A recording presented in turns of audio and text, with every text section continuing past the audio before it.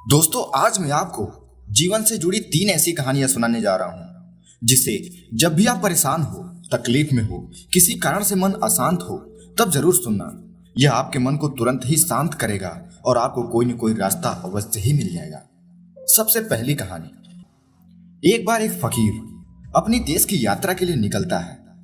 चलते चलते जब रात हो जाती है तो वह एक व्यक्ति के घर पर जाकर ठहर जाता है। उसका नाम आनंद था। आनंद ने उस फकीर की खूब सेवा की। दूसरे दिन आनंद ने उस फकीर को उपहार देकर अच्छे से विदा किया। फकीर आनंद की सेवा से बहुत खुश हुआ और उसे दुआएं देने लगा। भगवान करे तुम दिनों दिन और ज्यादा तरक्की करो। फकीर की यह बात सुनकर आनंद हंसने लगा और बोला, अरे फकीर, ये भी नहीं रहने वाला। फकीर आनंद की तरफ देखता रह गया और वहां से चला गया। कुछ वर्षों के बाद फकीर फिर आनंद के घर आया और देखा कि उसका सारा धन, सारी संपत्ति, सब कुछ खत्म हो चुका है। पता चला अब आनंद गांव के किसी बड़े जमींदार के घर में नौकरी करता है। वह फकीर आनंद से मिलने गया, लेकिन आनंद ने अभाव में भी उस फकीर का स्वागत किया। अपनी झोपड़ी में फकीर को फटी हुई चटाई पर बिठाया और खाने के लिए उसके पास जो सूखी रोटी बची थी उसको दे दिया। दूसरे दिन वहां से जाते समय फकीर की आंखों में आंसू आ गए। फकीर कहने लगा, भगवान, ये तूने क्या किया? आनंद फिर हंसा और कहने लगा, अरे फकीर, तू क्यों दुखी हो रहा है? ईश्वर हमें जिस हाल में रखे, हमें हमेशा खुश रहना चाहिए, उसे धन्यवाद देना चाहिए। समय सदा बदलता रहता है और सुनो, ये भी नहीं रहने वाला। आनंद की यह बात सुनकर फकीर सोचने लगा, मैं तो केवल भेष से ही फकीर हूं, लेकिन सच्चा फकीर तो तू है आनंद।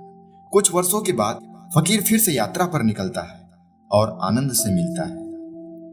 आनंद से मिलकर फकीर हैरान रह गया।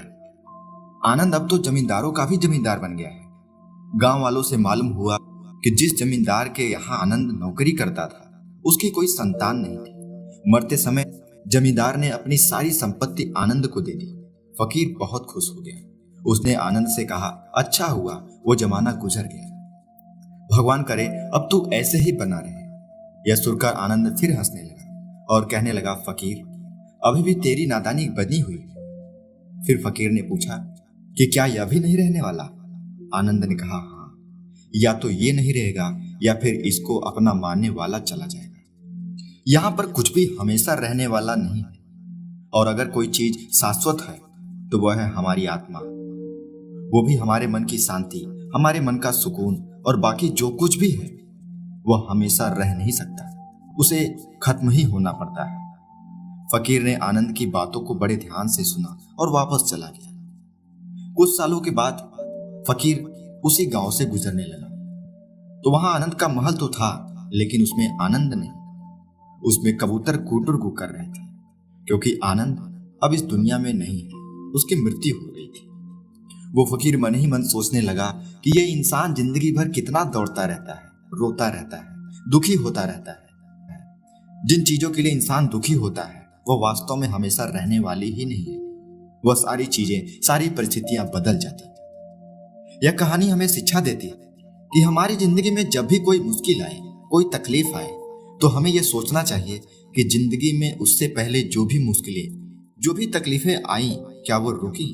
क्या वो हमेशा रही? नहीं ना। जैसे आज तक सारी मुश्किलें आई और चली गई, वैसे ही आज की मुश्किल भी चली जाएगी। यह भी हमेशा रहने वाली नहीं है।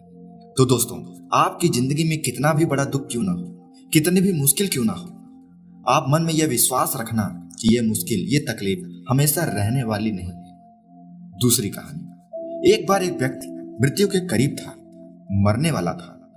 उसने अपने बेटे को चांदी से भरे हुए सिक्के का एक थैला दिया और अपने पुत्र से कहा, जब भी इस थैले से चांदी की सिक्के खत्म हो जाए, तब जो मैं तुम्हें प्रार्थना बता रहा हूं उसे दोहराना।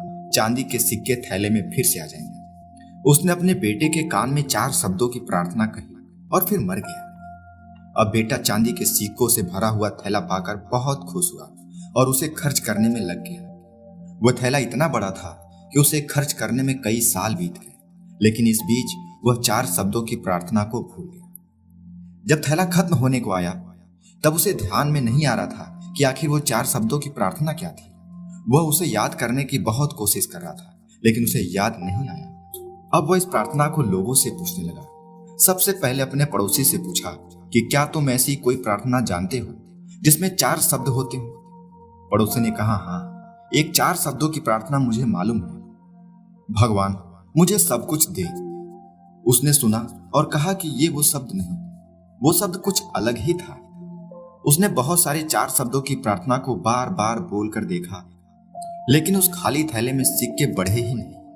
वो मन ही मन बहुत दुखी हो गया और फिर वो एक ब्राह्मण से मिला। ब्राह्मण ने कहा कि तुम ये प्रार्थना करो, ईश्वर तुम महान हो। उसने ऐसा ही बोला, पर इससे भी कुछ नहीं हुआ। फिर उससे एक बहुत धनी व्यक्ति मिला। उसने कहा कि तुम ये प्रार्थना करो, ईश्वर मुझे धन दो। इस प्रार्थना से भी थैले में सिक्के नहीं बढ़े।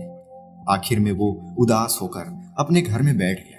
तभी एक भिखारी उसके दरवाजे पर आया और उसने कहा, मैं सुबह से कुछ नहीं खाया, खाने के लिए जो कुछ भी हो तुम मुझे दे दो। उस लड़के ने घर में बचा हुआ खाना उस भिखारी को दे दिया। वह भिखारी खाना खाकर बहुत खुश हुआ और ईश्वर से प्रार्थना किया, हे ईश्वर तुम्हारा धन्यवाद। अचानक वह लड़का चौंक पड़ा। वह चिल्लाने लगा, अरे यही तो वो 4 शब्द थे। उस लड़के के इन 4 शब्दों को दोहराते ही थैला चांदी के सिक्कों से भर जाता है। दोस्तों, ये कहानी भी हमारी जिंदगी से जुड़ी हुई है। वो थैला हमारी जिंदगी है, वो चांदी के सिक्के खुशियां हैं।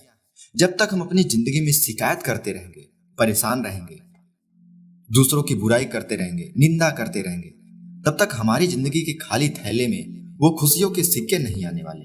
लेकिन जब हम सारी शिकायतें भूलकर ईश्वर को, इस प्रकृति को धन्यवाद देना शुरू करते हैं, तो हमारी जिंदगी में खुशियों के सिक्के भरने शुरू हो जाते हैं। एक बात याद रखना, जो इंसान हमेशा शिकायतों से भरा रहता है वो कभी खुश नहीं हो सकता, और जो इंसान हमेशा धन्यवाद, शुक्रिया अदा करता रहता है वो इंसान हमेशा खुश रहता है। उस इंसान की जिंदगी में आपको सुख और शांति हमेशा देखने को मिलेगी। तीसरी कहानी। एक चिड़िया ने एक खेत में अपना घोंसला बनाकर उसमें अंडे दिए थे। समय आने पर उसमें से 2 बच्चे निकले। चिड़िया दाना चुगने के लिए हमेशा जंगल जाती और इस बीच उसके बच्चे खेत में अकेले ही रहते थे। जब चिड़िया वापस आती तो उसके बच्चे बहुत खुश रहते, उसका लाया हुआ दाना चुगती। एक दिन चिड़िया ने देखा बच्चे बहुत डरे हुए हैं। उन्होंने बताया, आज खेत का मालिक आया था। वो कह रहा था कि फसल पक चुकी है, कल मजदूरों से खेती की कटाई के लिए कहेगा। चिड़िया के बच्चे चिंतित थे, इस तरह से तो हमारा घोंसला टूट जाएगा और तब हम कहाँ रहेंगे। चिड़िया बोली, फिक्र मत करो, अभी खेत नहीं कटेगा। और अगले दिन सच में कुछ नहीं हुआ, बच्चे बेफिक्र हो गए। 1 हफ्ते के बाद चिड़िया को बच्चे फिर से डरे हुए लगे। उसके पूछने पर उन्होंने बताया, किसान आज फिर आया था और कह रहा था कल नौकरों से कहकर खेत कटवाएगा। इस बार भी चिड़िया ने बच्चों से कहा, तुम डरो मत, चिंता मत करो, कुछ नहीं होगा। ऐसे ही 1 हफ्ता और बीत गया।